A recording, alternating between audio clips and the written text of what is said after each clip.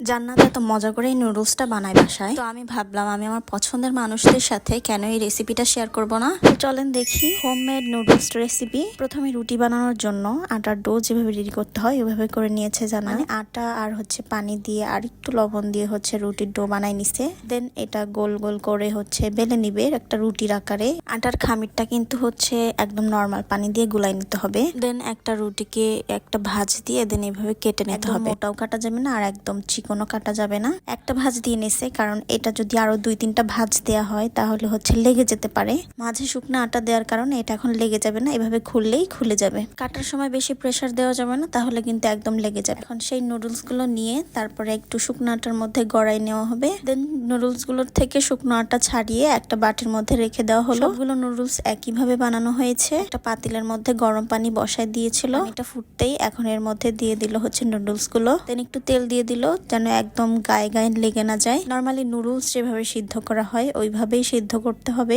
নুডলসটা পারফেক্ট ভাবে সিদ্ধ হলে ঠান্ডা পানি দিয়ে ছেঁকে নিতে হবে। হচ্ছে রেসিপিতে চলে যাই চলেন। একটা বড় কড়াই নিয়ে নিয়েছে, এর মধ্যে একটু তেল দিল ডিমটাকে স্ক্রাম্বল করার জন্য। ডিমটা স্ক্রাম্বল করে একটা পাত্রের মধ্যে উঠাই নেওয়া হচ্ছে। ওই কড়াইটাই আবার বসিয়ে এর মধ্যে এখন তেল দিয়ে দিল। এই কড়াইয়ের মধ্যে একে একে করে সবজিগুলো দিয়ে দেওয়া হবে। প্রথমেই দিয়ে দিল গাজর কুচি, এভাবে করে কুচি করে নিলে না একটু সুন্দর লাগে দেখতে নুডলসটা। দেন এই ইয়েলো ক্যাপসিকাম আর গ্রিন ক্যাপসিকামটা দিয়ে দিল, একটু ভেজে নিল। বেশি ভাজা যাবে না, নুডলস রান্নার সময় এটা আর একটু নরম হয়ে যায়। এখন এটাকে ওই পাত্রের মধ্যে উঠাই দেওয়া হবে যেটার মধ্যে ডিম রাখা হয়েছে। একটুখানি মাংস নিয়ে নেওয়া হয়েছে, মুরগির মাংস। মুরগির মাংসে একটু ম্যাগি মশলা মেখে রেখে দেওয়া হয়েছিল। একটু তেল দিয়ে এর মধ্যে ভেজে নিল মুরগির মাংসটা। এই কড়াইয়ের মধ্যে এখন আবার তেল দিয়ে দিবে। এখন এর মধ্যে পেঁয়াজ কুচি দিয়ে দেওয়া হবে।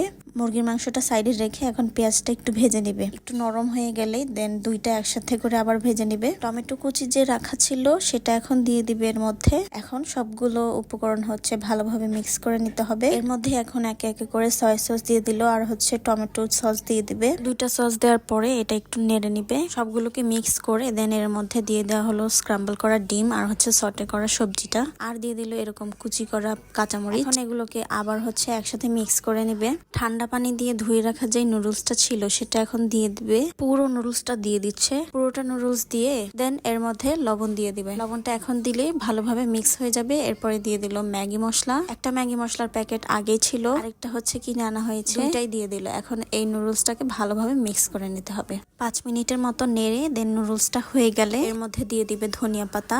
ধনিয়া পাতা কুচিটা দিয়ে দেন আবার একটু নেড়ে তারপরে হচ্ছে আবার একটু গার্নিশিং এর জন্য একটু ধনিয়া পাতা দিয়ে দিবে, মানে ওইটা আর কি এমনি। দেন নুডলসটা হয়ে গেলে বাটির মধ্যে পরিবেশন করে নিলাম। আর এটা খেতে এত মজা হয়, আপনারা বাসায় না বানিয়ে খেলে এটা বুঝবেন না আর কি কত মজা হয়। তো আমার খাবারের মধ্যে নজর না দিয়ে নিজে বাসায় বানিয়ে খান, আশা করি ভালোই লাগবে। একবার বানিয়ে খেলে বারবার খাইতে মন চাবে। তবে হ্যাঁ, অলস মানুষরা এটা ট্রাই করতে যাবেন না। ধন্যবাদ।